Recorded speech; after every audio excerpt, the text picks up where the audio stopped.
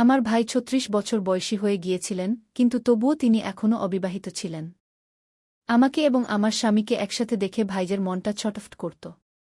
যখনই আমার স্বামী কোথাও বাইরে যেত, সুযোগ পেয়ে ভাই আমাকে তার রুমে ডেকে নিত অথবা রাত জেগে আমার রুমেই চলে আসতেন। একবার ভাই অফিস থেকে রাত দেরি করে বাড়ি ফিরলেন। এসেই তিনি তার রুমে গিয়ে কম্বল জড়িয়ে ঘুমিয়ে পড়লেন। সকালে তাকে চা দিতে আমি তার রুমে গেলাম। সেই সময় তিনি আমাকে তার কাছে ডাকলেন। যখন ভাই সাহেব তার গা থেকে কম্বল সরালেন, তখন সামনের দৃশ্য দেখে আমি হতবাক হয়ে গেলাম। তার গা থেকে কম্বল সরে যেতেই আমার নজর আটকে গেল তার দিকে, কারণ তারটা এত বড় ছিল যে কি বলবো। তারপর তিনি বললেন, স্বাগতম আপনাদের সবাইকে আমাদের নূপুর ভ্লগস চ্যানেলে। আমার নাম আরতি। আমার বিয়ে হয়েছে মাত্র ৪ মাস আগে। এই ৪ মাসে আমি আমার স্বামী আর্জনের আচরণে এমন কিছু দেখেছি যা আমাকে ক্রমাগত অস্বস্তিতে ফেলছিল। ছোট হোক বা বড়, যখনই আমি কিছু চাইতাম, আর্জনের একটাই উত্তর হতো, ভাইয়ের কাছ থেকে জিজ্ঞেস করে আনব অথবা ভাইয়ের কাছ থেকে টাকা নেব। প্রতিটি সিদ্ধান্তের জন্য আর্জন তার বড় ভাই বিকাশের অনুমতি নিত। আমি বুঝতে পারছিলাম না কেন আমার স্বামী তার প্রতিটি বিষয়ে তার বড় ভাইয়ের উপর নির্ভরশীল। আর্জন এবং বিকাশ দুজনই ভাই। আর্জন ছোট, আর বিকাশ বড় ভাই। বিকাশ এখনও বিয়ে করেননি এবং বাড়িতে একরকম মুখিয়ার ভূমিকা পালন করছিলেন। শুরুতে আমি ভেবেছিলাম এটি শুধু একটি অভ্যাস যা সময়ের সাথে বদলে যাবে। কিন্তু দিন যত গড়াতে লাগল, আমি বুঝতে পারলাম যে এটি আর্জনের আচরণের একটি স্থায়ী অংশ হয়ে গেছে। তাকে প্রতিবার বিকাশের মতামতের প্রয়োজন হতো, তা ছোট বিষয় হোক বা বড় সিদ্ধান্ত। এমনকি আমাদের ব্যক্তিগত বিষয়েও সে বিকাশের পরামর্শ ছাড়া কোনো পদক্ষেপ নিত না। একদিন আমি ভাবলাম যে আর চুপ করে থাকলে চলবে না। আমি এই বিষয়টি সরাসরি আর্জনের সামনে তুলে ধরতে চাইলাম। আমি ভেবেছিলাম যে আমি আর্জনের সাথে খোলাখুলি এই বিষয়ে কথা বলব। রাতের সময় ছিল, খাবার খাওয়ার পর আমি আর্জনকে বললাম, আর্জন, আমার তোমার সাথে একটি গুরুত্বপূর্ণ কথা আছে। আর্জন আমার দিকে তাকিয়ে বলল, হ্যাঁ বলো। আমি সংযতভাবে আমার কথা শুরু করলাম। আমি বললাম, এই ৪ মাসে আমি একটি জিনিস লক্ষ্য করেছি। যখনই আমি তোমাকে কিছু বলি বা কিছু চাই, তুমি সবসময় বলো, ভাই সাহেবের কাছ থেকে জিজ্ঞেস করে আনব অথবা ভাই সাহেবের কাছ থেকে টাকা নেব। আমি বুঝতে পারছি না যে প্রতিটি জিনিসের জন্য তোমাকে তার কাছে যেতে হয় কেন। আর্জন কিছুক্ষণ চিন্তা করে বলল, তুমি জানো না ভাই সাহেব আমাদের জন্য কত কিছু করেছেন। তিনি তার সমস্ত সুখের কুরবানি দিয়েছেন যাতে আমরা সবাই সুখে থাকতে পারি। আমি তার ছাড়া কোনো সিদ্ধান্ত নিতে পারি না। আমি বুদ্ধিমত্তার সাথে বললাম, আমি বুঝতে পারি যে তিনি তোমার জন্য অনেক কিছু করেছেন এবং আমি তাকে সম্মান করি। কিন্তু এখন তোমার নিজেরও একটি জীবন আছে, আমাদেরও একটি জীবন আছে। আমি তোমার সাথে একটি নতুন জীবন শুরু করতে চাই যেখানে আমরা দুজনেই আমাদের সিদ্ধান্ত নিজেরা নিতে পারি, কোনো তৃতীয় ব্যক্তির হস্তক্ষেপ ছাড়াই। আর্জন গভীর শ্বাস নিয়ে বলল, আমি বুঝতে পারছি তুমি কি বলছ, কিন্তু ভাই সাহেব সবসময় আমার জন্য সঠিক সিদ্ধান্ত নিয়েছেন। আমি তার পরামর্শ ছাড়া কিছু করতে ভয় পাই। আমি চাই না যে আমি কোনো ভুল করি। আমি ধীরে ধীরে আর্জনের হাত ধরে বললাম, ভুল আমরা সবাই করি, কিন্তু এটাই তো শেখার উপায়। যদি আমরা প্রতিবার অন্যের মতামতের উপর নির্ভর করি, তাহলে আমরা আমাদের জীবনে কখনো স্বাধীন সিদ্ধান্ত নিতে পারব না। আমি চাই যে আমরা দুজন মিলে আমাদের সিদ্ধান্ত নিজেরাই নিই, তা ছোট হোক বা বড়। আমি আমার স্বামী আর্জনকে জিজ্ঞেস করলাম যে ভাইজা কেন বিয়ে করেননি। তখন তিনি উত্তর দিলেন, এখনও পর্যন্ত আমিও এর কারণ বুঝতে পারিনি। ভাইয়ের বিয়ে করার ইচ্ছা ছিল না, তাই মা আমার বিয়ে দিয়েছেন। এখন বিকাশ ৩৬ বছর বয়সী হয়ে গেছেন। ধীরে ধীরে আমি সব বুঝতে পারছিলাম যে আমার শ্বশুরবাড়ির সমস্ত সম্পত্তি জেটজিরি। এই দিনগুলোতে তার স্বাস্থ্য কিছুটা ঠিক ছিল না। অফিসে যেতেন, কিন্তু ধীরে ধীরে সামান্য জ্বর ম্যালেরিয়ায় পরিণত হল। তখন তাকে তাড়াতাড়ি হাসপাতালে ভর্তি করতে হল। এই দিনগুলোতে হাসপাতালে টিফিন নিয়ে যাওয়া এবং আনার কারণে আমি খুব ক্লান্ত হয়ে পড়েছিলাম। ১৪ দিন পর ভাই সাহেবকে হাসপাতাল থেকে বাড়ি আনা হল। লম্বা সময় হাসপাতালের চক্কর কাটতে কাটতে আমি খুবই ক্লান্ত হয়ে পড়েছিলাম। বাড়িতে কাজের জন্য নৌকরানি ছিল, কিন্তু বাড়ির লোকেরা আমার হাতের খাবার বেশি পছন্দ করত। নৌকরানির হাতের চা কেউ খেত না। শাশুড়ি মা আমাকে রুটি বানাতেও বলতেন। একদিন আমি শাশুড়ি মাকে বললাম, মা, আমার খুব দৌড়াদৌড়ি হচ্ছে। আর্জনের জন্য আলাদা খাবার বানাতে হয়, তারপর ভাইদের জন্য মরিচমসলা ছাড়া খাবার বানাতে হয় এবং আপনাকেও আলাদা খেতে হবে। এখন ভাইয়া কিছু দিন বাড়িতেই বিশ্রাম নেবেন, তাই তার দেখভাল আপনি করে নিন। তখন শাশুড়ি মা বললেন, আরতি, তুমি এখনও তরুণ, এত তাড়াতাড়ি ক্লান্ত হয়ে গেলে কি করে। আগে আমাদের যৌথ পরিবার ছিল। তোমার বয়সে আমি কত কাজ করেছি তার ধারণাও তোমার নেই। এখন বাচ্চারা বড় হয়ে গেছে, তাই পরিবার আলাদা হয়ে গেছে। আজকালকার মেয়েরা যৌথ পরিবারে কিভাবে থাকবে? এখনই তুমি বুড়ো শাশুড়ি আর জ্যাঠাকে নিয়ে অতিষ্ঠ হয়ে গেছ। তোমার কাজে সাহায্য করার জন্য বাড়িতে কাজের মেয়ে আছে। তারপরও তোমার এত ক্লান্তি কেন হচ্ছে? শুধু কয়েকটা রুটি বানানো, তাতে এত সমস্যা কি? যখন আমি এই বাড়িতে বিয়ে করে এসেছিলাম, তখন থেকে আমি আমার শাশুড়ি মাকে কখনো রান্নাঘরে কিছু করতে দেখিনি গু। শাশুড়ি মায়ের কথা শুনে আমার মনে গভীর বিষাদ ছেয়ে গেল। আমি জানতাম যে তার কথা সঠিক, কিন্তু একই সাথে আমি অনুভব করছিলাম যে শাশুড়িমা আমার অবস্থাটা পুরোপুরি বুঝতে পারছেন না। এখন আমি কিভাবে তাকে বোঝাই যে বিষয়টা শুধু ক্লান্তির নয়? একদিন দুপুরে যখন আমি ভাইয়াকে দুধ দিতে গেলাম, তখন জ্যাঠাজি উঠলেনই না। তিনি বললেন যে তার শরীরে খুব ব্যথা হচ্ছে, তিনি একটু উঠতে পারবেন না। আমি তাকে নিজের হাতে দুধ খাওয়ালাম এবং যখন তার মাথা আমার কোলে রাখলাম, তখন তিনি যেন অন্য কিছুই দেখছিলেন। তার চোখে এক অদ্ভুত চমক দেখা যাচ্ছিল। আমি বুঝতে পেরেছিলাম যে ভাইজা কি চাইছেন। আমি তরুণ ছিলাম, কিন্তু অবিরাম কাজ করা এবং দুজনের দেখভাল করার কারণে আমার ক্লান্তি বেড়ে গিয়েছিল। হাসপাতালের চক্কর, বাড়ির কাজ এবং সবার আলাদা আলাদা প্রয়োজন মেটানো, এসব মিলিয়ে আমাকে মানসিক ও শারীরিকভাবে ক্লান্ত করে তুলছিল। কাজের মেয়ে থাকা সত্ত্বেও বাড়ির লোকেরা আমার হাতের খাবার পছন্দ করায় আমাকে আরও দায়িত্বশীল করে তুলছিল। আমি অনুভব করছিলাম যে আমার পরিশ্রমকে হয়তো যথেষ্ট গুরুত্ব দেওয়া হচ্ছে না।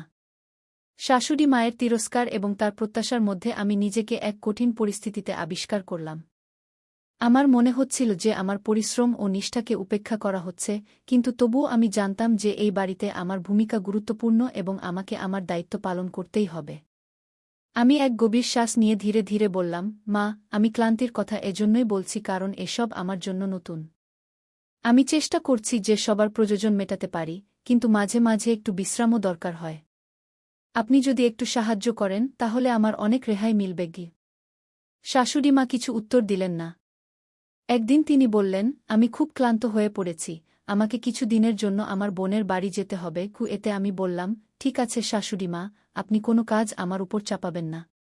যেখানে যেতে হবে তাড়াতাড়ি যান। কি এই কড়া কথা শুনে তিনি বললেন, এত তাড়াতাড়ি নয়, যখন যাব তখন তোমাকে বলে দেব। এরপর 1 মিনিট ধরে বক্তৃতা দিয়ে তিনি সব কাজ আমার উপর চাপিয়ে দিলেন। ভাইয়ার অসুস্থতার কারণে তার অফিসের অনেক কাজ আরেকজনকে সামলাতে হচ্ছিল, তাই সে রাতে দেরি করে বাড়ি ফিরত। একদিন দুপুরে যখন আমি ভাইয়াকে দুধ দিতে গেলাম, তখন দেখলাম যে তার শরীরে খুব ব্যথা হচ্ছে, তিনি একটুও হাত তুলতে পারছেন না। আমি তাকে নিজের হাতে দুধ খাওয়ালাম এবং দুধ খাওয়ার পর তার মুখ আমার শাড়ির আঁচল দিয়ে মুছে দিলাম। আমি যেই আঁচল সরালাম, তিনি আমাকে এক ভিন্ন দৃষ্টিতে দেখতে লাগলেন। ভাইয়ার অসুস্থতার সময় সারা দিন আমি তার পাশেই বসে থাকতাম, কারণ তার যে কোনো সময় কোনো কিছুর প্রয়োজন হতে পারে। আমি তাকে নিজের হাতেই খাওয়াতাম। ভাইজা তার স্বাস্থ্য ঠিক না হওয়ায় পুরো সপ্তাহের ছুটি নিয়েছিলেন। এই সপ্তাহের 4 দিন কেটে গিয়েছিল এবং এই 4 দিনে আমি তার খুব যত্ন নিয়েছিলাম। আমার এই যত্নে জ্যাঠাজি এতটাই প্রভাবিত হয়েছিলেন যে তিনি আমাকে বললেন, আরতি, তোমার কি চাই? যা ইচ্ছে আমি তোমাকে দিয়ে দেব।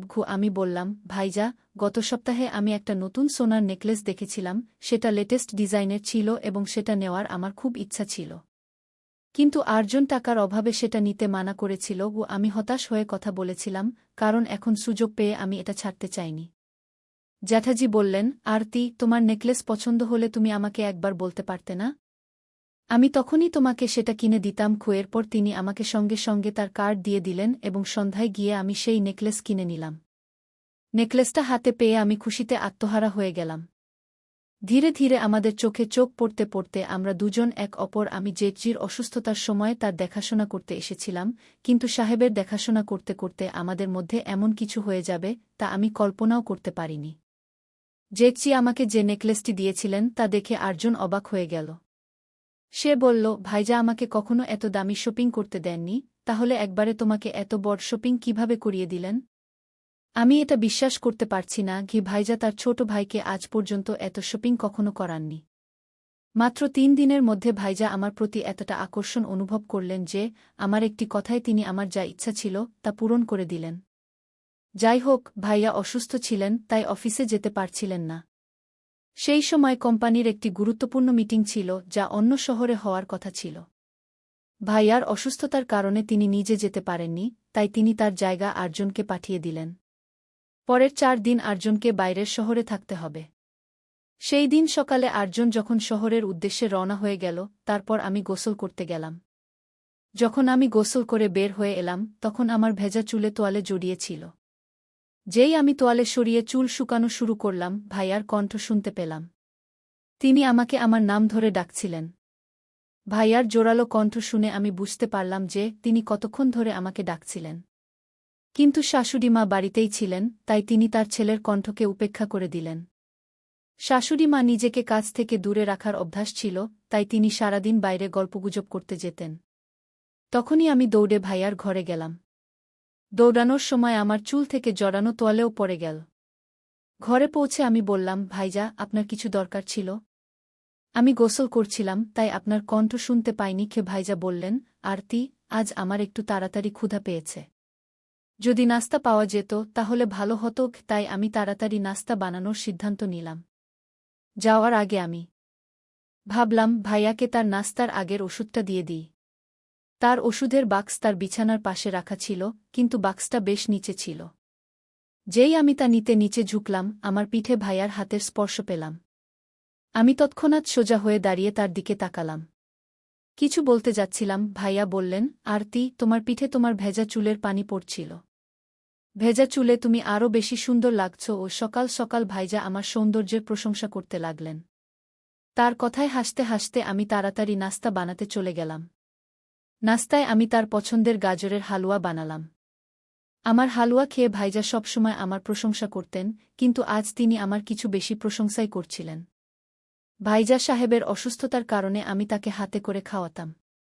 সেই রাতে যখন আমি তাকে রুটি খাওয়াচ্ছিলাম, তিনি আমার আঙুল কেটে দিলেন।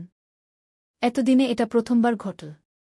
আমি বুঝতে পারলাম না যে তিনি ইচ্ছাকৃতভাবে এটা করেছিলেন নাকি ভুলে একটু জোরে কেটে ফেলেছিলেন, যাতে আমার ব্যথা লাগল। ভাইজা সাহেব আমার হাতটি 2 হাতে শক্ত করে ধরে ফেললেন।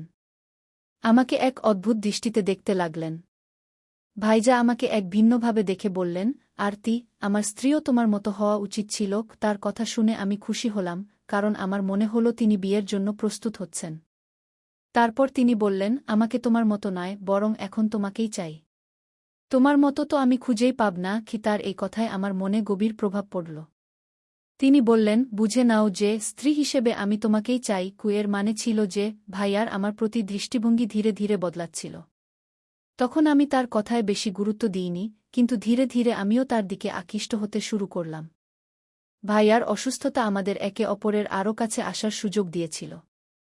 এই দিনগুলোতে ভাইজা আমার সাথে বেশি কথা বলতে শুরু করেছিলেন এবং তার অনুভূতি প্রকাশ করতে লাগলেন। সেই দিন আমার মনে হতে শুরু করেছিল যে ভাইয়ার কাছে আমি পছন্দনীয় হয়ে উঠছি। ভাইয়ার কথা এবং তার আচরণ আমাকে এক অদ্ভুত দ্বন্দ্বে ফেলে দিয়েছিল। একদিকে আমি তার প্রতি আকৃষ্ট হচ্ছিলাম, অন্যদিকে তার কথায় এবং দৃষ্টিভঙ্গিতে যে পরিবর্তন আসছিল তা আমি বুঝতে পারছিলাম না।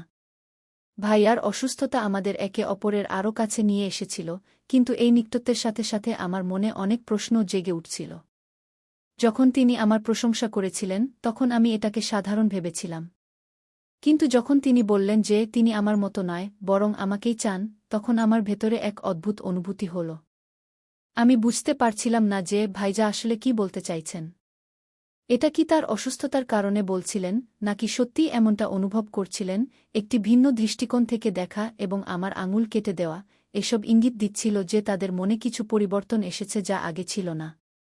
আমার মনেও তাদের প্রতি ধীরে ধীরে আকর্ষণ বাড়তে শুরু করেছিল, কিন্তু এই পরিস্থিতি বেশ জটিল ছিল। এই দিনগুলোতে ভাইজা আমার সাথে বেশি কথা বলতে শুরু করেছিলেন, কিন্তু তার অনুভূতি প্রকাশ করতেও বেশি খুলে গিয়েছিলেন।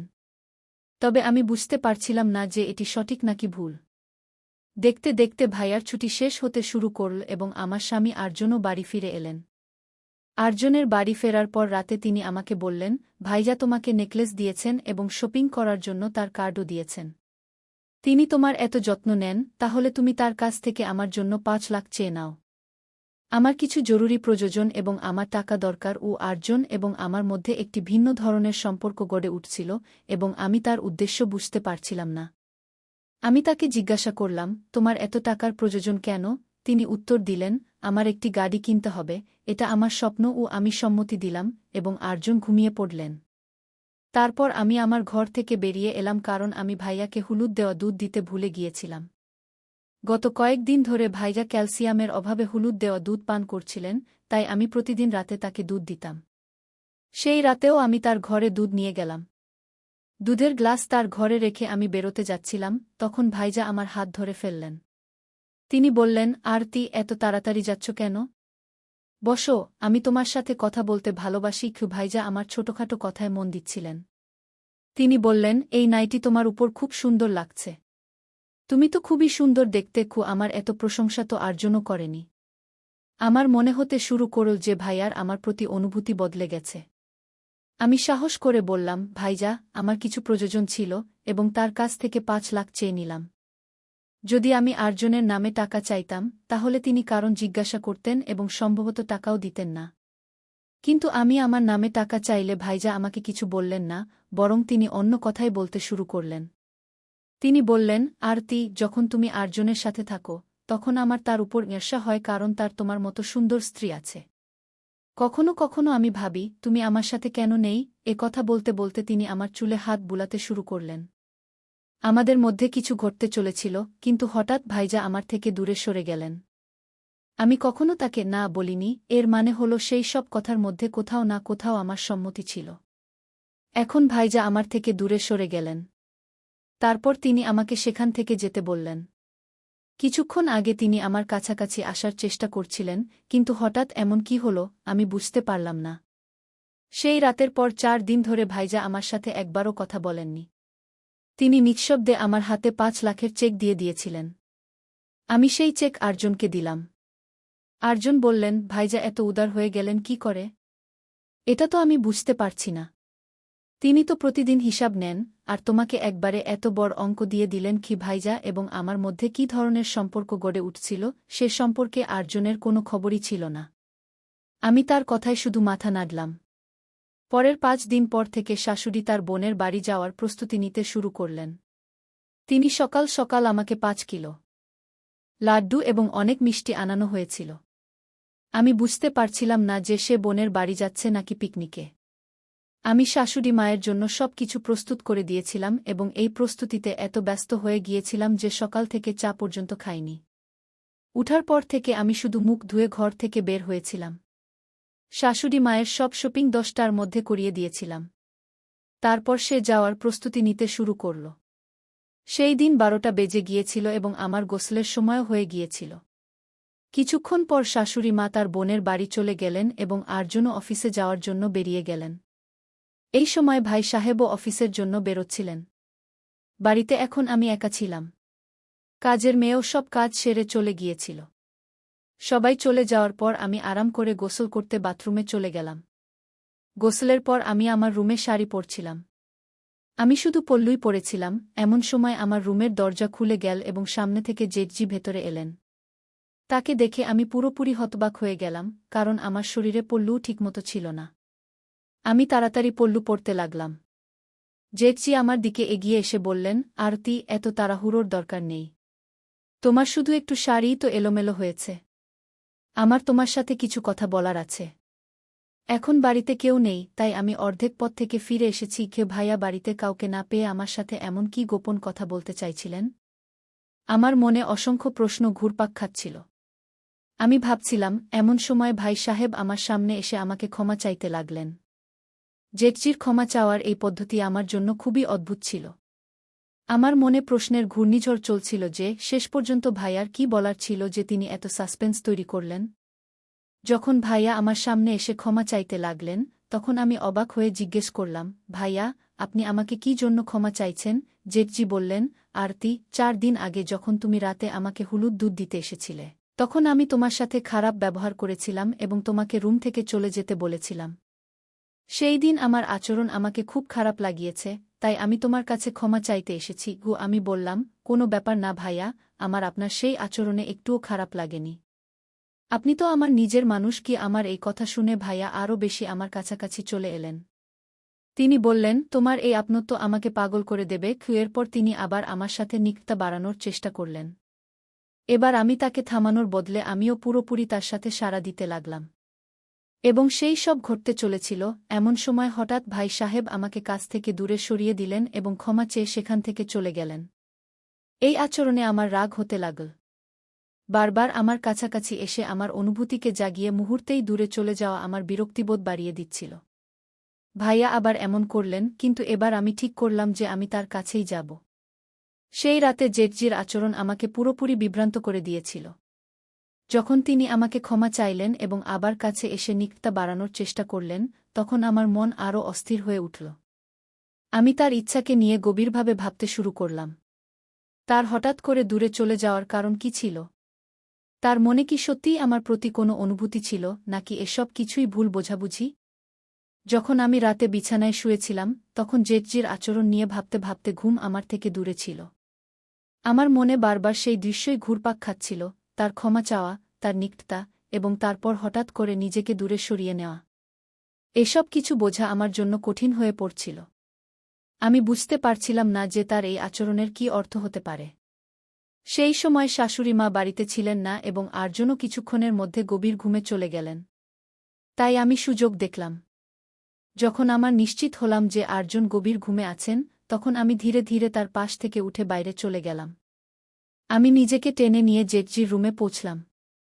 ভাইয়া ঘুমোতে দেখাচ্ছিলেন। আমি তার কাছে পৌঁছলাম, এমন সময় হঠাৎ রুমের লাইট জ্বলে উঠল। পিছনে ফিরে তাকাতেই দেখলাম সামনে আর্জন দাঁড়িয়ে আছে। আর্জন বলল, আরতি, তুমি আমার ভাইয়ের সাথে কি করছ? আর্জন হঠাৎ আমাকে ভাই সাহেবকে হাত দিতে দেখে তৎক্ষণাৎ আমার হাত ধরে ফেলল এবং আমি আমার হাত ছাড়ানোর চেষ্টা করলাম। আমাদের শোরগোলে ভাইয়াও ঘুম থেকে জেগে উঠলেন এবং তিনি কিছুই বুঝতে পারছিলেন না যে কি হচ্ছে। আর্জন বলল, ভাইয়া, আপনি একদম চিন্তা করবেন না। আমি আপনাকে সাথে কোনো অন্যায় হতে দেব না। আমার স্ত্রী আপনার সাথে এমন কিছু করবে, এটা আমি কল্পনাও করিনি। কে এ কথা শুনে জেটজিও হতবাক হয়ে গেলেন। জেটজি আর্জনকে শান্ত করলেন এবং বললেন, আমার এখনও বিশ্বাস হচ্ছে না যে আরতি কিছু ভুল করতে পারে। তারপর ভাই সাহেব আমাকে জিজ্ঞেস করলেন, আরতি, এসব কি হচ্ছে? তুমি আমার সাথে কি করতে যাচ্ছিলে? আমি ধীরে ধীরে বলতে শুরু করলাম, ভাইয়া, আমি আপনার সব স্পর্শ করে দেখতে চাইছিলাম যে আপনার মৌসুম হয় কিনা, কোনো গোপন রোগ আছে কিনা। কারণ আমার সন্দেহ হচ্ছিল যে আপনার মধ্যে কোনো ঘাটতি আছে এবং আপনার মৌসুম হয় না। আপনি ৩৬ বছরের হয়ে গেছেন এবং আপনার এত সম্পত্তি আছে, তবুও আপনি কেন বিয়ে করলেন না? এবং আর্জন, আমি আপনাকে কয়েকবার এ সম্পর্কে জিজ্ঞাসা করেছি, কিন্তু আপনিও কিছু বলেননি। আমি ভেবেছিলাম হয়তো দাদা তার কোনো ঘাটতি সবার কাছ থেকে লুকিয়ে রেখেছেন। আমাকে এটি পরীক্ষা করতে হয়েছিল, তাই আমি চেক করতে চেয়েছিলাম। আমার কথা শুনে জেটজি বললেন, আরতি, তোমাকে কে বলেছে যে আমার মধ্যে কোনো ঘাটতি আছে? তুমি এমন কেন ভেবেছ? আমি উত্তর দিলাম, দাদা, কয়েকবার আপনি আমার কাছাকাছি এসে থেমে গেছেন। আপনার কথায়ও এক ধরনের দ্বিধা ছিল। তাই আমি সত্য জানতে চেয়েছিলাম যে আপনার মধ্যে সত্যিই কোনো ঘাটতি আছে কিনা, বা বিয়ে না করার অন্য কোনো কারণ আছে। এই কারণেই আমি আপনার সাথে মিষ্টি মিষ্টি কথা বলতাম। দাদা, এখন সত্য বলুন, আপনার মধ্যে কোনো ধরনের ঘাটতি আছে যা আপনাকে বিয়ে করতে অস্বীকার করাচ্ছে? জেটজি তখন গম্ভীর স্বরে বললেন, আমার মধ্যে কোনো ধরনের ঘাটতি নেই। আমার বিয়ে না করার শুধুমাত্র একটি কারণ আছে এবং তা হল আমার প্রেম। যখন আমি ২০ বছর বয়সী ছিলাম, তখন থেকেই আমি আমার শৈশবের বন্ধু পায়েলকে বিয়ে করতে চেয়েছিলাম। পায়েল আমাকে খুব ভালোবাসত এবং তার পরিবারও আমাদের বিয়ের জন্য অনুমতি দিয়েছিল। আমি আমার মায়ের কাছেও অনুমতি নিতে চলেছিলাম, কিন্তু কয়েক দিনের মধ্যেই আমরা জানতে পারলাম যে পায়েলের ব্রেন টিউমার হয়েছে। তার বাবা-মা তার চিকিৎসা শুরু করেছিলেন, কিন্তু চিকিৎসার সময় টাকার অভাব হয়ে গেল এবং পায়েল তার জীবন হারাল। সেই সময় আমার কাছে এত টাকা ছিল না যে আমি আমার প্রেমকে বাঁচাতে পারি। সেই দিনের পর থেকে আমি বিয়ের চিন্তা আমার মাথা থেকে বাদ দিয়েছি এবং শুধু টাকা কামানোর সিদ্ধান্ত নিয়েছি। মা সবসময় আমাকে বিয়ের জন্য চাপ দিতেন, কিন্তু পায়েল ছাড়া আমি অন্য কারো সাথে বিয়ে করতে পারিনি, কারণ আমার হৃদয়ে শুধু সে ছিল। কখনো কখনো তোমাকে এবং আর্জনকে একসাথে দেখে আমার বিয়ের ইচ্ছা হতো, কিন্তু যখনই আমি তোমার সাথে কথা বলতাম, আমার পায়েলের কথা মনে পড়ে যেত। শেষ পর্যন্ত আমি আমার মনকে বুঝে ফেললাম যে যতই চেষ্টা করি না কেন, আমি পায়েল ছাড়া অন্য কারো সাথে বিয়ে করতে পারব না। কথা বলতে বলতে দাদার চোখ থেকে অশ্রু চলে এল। তারপর আর্জন তাকে সামলে নিল। এরপর আমি বললাম, দাদা, আমি আপনার জন্য খুব চিন্তিত হই। আপনি হৃদয় থেকে খুব ভালো মানুষ এবং এত টাকাও উপার্জন করেন। আপনি আপনার ছোট ভাইকেও সঠিক পথ দেখিয়েছেন। কাল আমাদের সন্তান আপনাকে বড় পাপা বলবে, কিন্তু সে আপনাকে পাপা বলবে না। যতই হোক, আপনার সন্তান এবং আমাদের সন্তানের মধ্যে কিছুটা তফাৎ তো থাকবেই। কালকে বাচ্চাদের পড়াশোনার জন্য আমাদের অন্য শহরে যেতে হতে পারে। শাশুড়ি মায়ের এখন আর কোনো কাজ হয় না। শেষ পর্যন্ত সে আমাদের সাথে কত বছর থাকবে এটা বলা যায় না। আপনি কতদিন একা জীবন কাটাবেন? এখনও আপনার বিয়ের সময় যায়নি। একবার কোনো মেয়েকে আপনার জীবনে একটু সময় দিয়ে দেখুন, নিশ্চিতভাবেই আপনি তার মধ্যেও আপনার পায়েলকে খুঁজে পাবেন। আপনার ঘর বাঁধতে দেখে মাও সন্তুষ্ট হবেন। দাদা, দয়া করে এখন বিয়ের কথা ভাবুন। এখনও আপনার বিয়ের সময় যায়নি। এত দিনে আপনি বিয়ে করে ফেলুন। এই কারণেই আমি এইসব চেষ্টা করছিলাম। আমার কথা শেষ হতে না হতেই আরজন আমার কাছে এবং দাদার কাছে ক্ষমা চাইতে শুরু করল। সে বলল, আরতি, আমাকে ক্ষমা করে দাও। আমি তোমাকে ভুল বুঝেছিলাম। আমার বড় ভাই যে আমার কাছ থেকে টাকার হিসাব নিত, সে তোমাকে এক কথায় সব কিছু বাড়িতে পা রাখতেই আমি গভীর শ্বাস নিলাম এবং মনে মনে ঈশ্বরকে ধন্যবাদ জানালাম। আমার সমস্ত প্রচেষ্টা শেষ পর্যন্ত সফল হয়েছিল। আমি ভাইয়ের হাতে তাদের বয়সের ভরসা তুলে দিয়েছিলাম। এখন আমি নিশ্চিত ছিলাম যে ভাইয়ের জীবন আবার সুখে ভরে যাবে এবং শাশুড়ি মাও শান্তিতে ঘুমাতে পারবেন। বাড়িতে আবার সুখের বন্যা এসেছিল। ভাইয়ের বাড়ি বসতে দেখে আমার হৃদয়ও শান্তি পেয়েছিল। জীবন একটি নতুন মোড় নিয়েছিল এবং এই মোড়ে সবার মুখে হাসি ছিল। শেষ পর্যন্ত সবকিছু ভালো হয়ে গিয়েছিল। তাই বন্ধুরা, প্রতিটি পরিবারে যদি আরতির মতো বউ থাকে, তবে প্রতিটি বাড়ি সবসময় হাসি খুশি এবং সুখে ভরে থাকবে। তাই বন্ধুরা, আজকের গল্প এটাই ছিল। এই গল্প সম্পর্কে আপনার মতামত কী তা আমাদের কমেন্টে জানাতে ভুলবেন না। যদি ভিডিওটি ভাল লেগে থাকে তবে লাইক, শেয়ার এবং চ্যানেলটি সাবস্ক্রাইব করুন। ধন্যবাদ।